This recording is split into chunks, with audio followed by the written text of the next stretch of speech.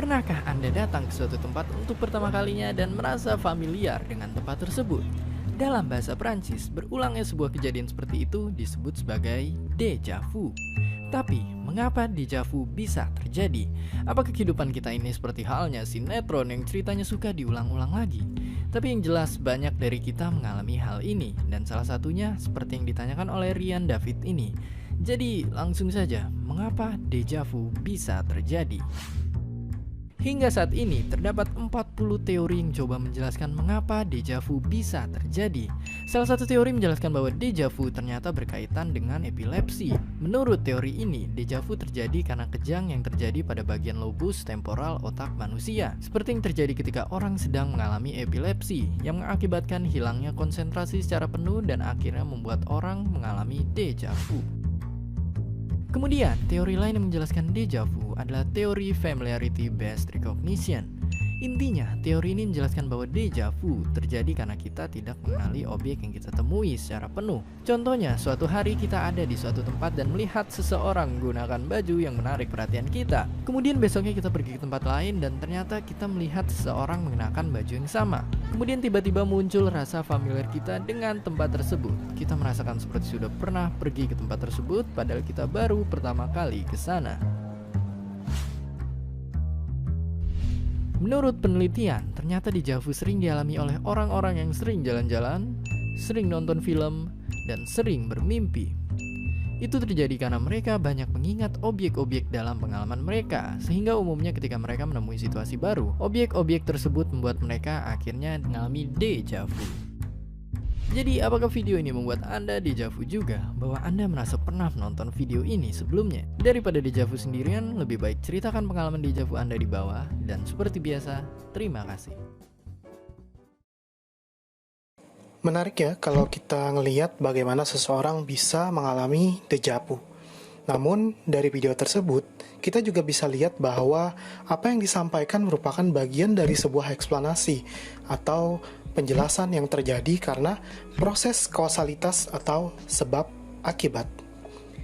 Video tersebut terdiri atas peristiwa-peristiwa yang bersifat kronologis, mengikuti urutan waktu. Video ini juga bisa kita sebut sebagai teks eksplanasi, yakni teks yang menjelaskan hubungan peristiwa atau proses terjadinya sesuatu secara tuntas. Sederhananya gini nih, eksplanasi itu serapan dari kata explanation yang berasal dari bahasa Inggris, yang bermakna penjelasan atau paparan. Teks tersebut ngejelasin suatu proses tentang asal-usul atau perkembangan suatu fenomena yang bisa aja berupa peristiwa alam, sosial, ataupun budaya. Jadi sebenarnya teks eksplanasi ini masih saudaraan deket sih sama teks prosedur kalau kita ngelihat dari sifatnya yang sama-sama kronologis dan menjelaskan proses terjadinya sesuatu. Nah, karena teks eksplanasi inilah kita bisa paham tuh dengan latar belakang terjadinya sesuatu secara logis. Orang sering bilang kalau déjà vu itu berkaitan sama kemampuan melihat masa depan. Tapi faktanya déjà vu malah bagian yang tak terpisahkan dari penyakit epilepsi. Makanya, teks ini juga mengutamakan fakta yang punya hubungan kausalitas. Suatu fenomena bisa terjadi dikarenakan ada penyebab yang memicunya. Nggak mungkin kan orang-orang bisa kena déjà vu kalau dia nggak pernah ngalamin sensasi susah dalam berkonsentrasi. Yang mesti kalian tahu, teks eksplanasi muncul karena dua pertanyaan yang mendasar. Mengapa dan bagaimana? Pertanyaan mengapa di sini bertugas untuk menguraikan hal yang sifatnya kausalitas. Artinya, sebab akibat sebuah kejadian atau fenomena. Sedangkan pertanyaan bagaimana itu tugasnya adalah menjawab secara berurutan dengan fakta yang logis sehingga fenomena tersebut terang secara kronologis. Sebagai lanjutan, coba kita lihat dulu struktur dari teks eksplanasi pada contoh berikut. Teks eksplanasi terdiri atas 3 struktur utama yang membangunnya menjadi sebuah teks utuh. Ada identifikasi fenomena, proses kejadian, ulasan. Identifikasi fenomena adalah bagian yang mengenalkan latar belakang terjadinya fenomena tersebut. Bisa kejadian alam, sosial budaya, dan peristiwa lainnya. Dalam contoh ini, gempa bumi dijelaskan sebagai pergerakan lapisan batu bumi yang berasal dari dasar atau bawah permukaan bumi. Struktur yang kedua, yaitu proses kejadian, merupakan penggambaran rangkaian dari sebuah fenomena. Dalam bagian inilah pertanyaan mengapa dan bagaimana harus dijawab. Pertama, pertanyaan mengapa dijawab dengan fase-fase kejadian yang disusun secara hubungan sebab akibat. Bisa kita lihat dalam paragraf kedua dan ketiga yang menjelaskan akibat dari adanya pergeseran lempeng lapisan bumi hingga menyebabkan kerusakan. Kedua, pertanyaan bagaimana? Pertanyaan bagaimana ini dijawab dengan fase-fase kejadian berdasarkan urutan waktu. Hal ini dapat kita lihat pada contoh di paragraf keempat yang menjelaskan bagaimana lapisan bumi bergerak secara perlahan hingga menimbulkan tabrakan. Pada struktur yang akhir, yaitu ulasan, ia lebih terfokus pada konsekuensi atas kejadian yang telah dipaparkan sebelumnya. Bisa kita lihat pada contoh.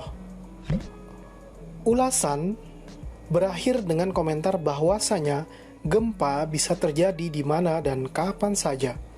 Namun, untuk memberikan kesan yang lebih objektif, penulis juga menambahkan bahwa potensi terjadinya gempa lebih sering muncul di daerah Ring of Fire atau lingkaran gunung berapi. Seperti yang telah disebutkan sebelumnya, teks eksplanasi dan teks prosedur itu masih bersaudara atau masih suami istri barangkali ya. Jadi masih sesama muhrim gitu. Bercanda kok. Yang jomblo harus kuat loh. Maksudnya, secara unsur atau ciri kebahasaan, keduanya memiliki kesamaan yang tidak jauh berbeda.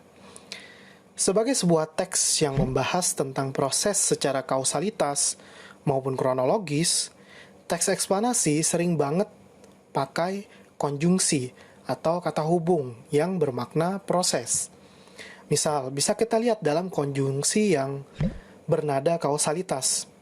Kita bisa menemukan konjungsi seperti sebab, karena, oleh sebab itu, karena itu, pada akhirnya.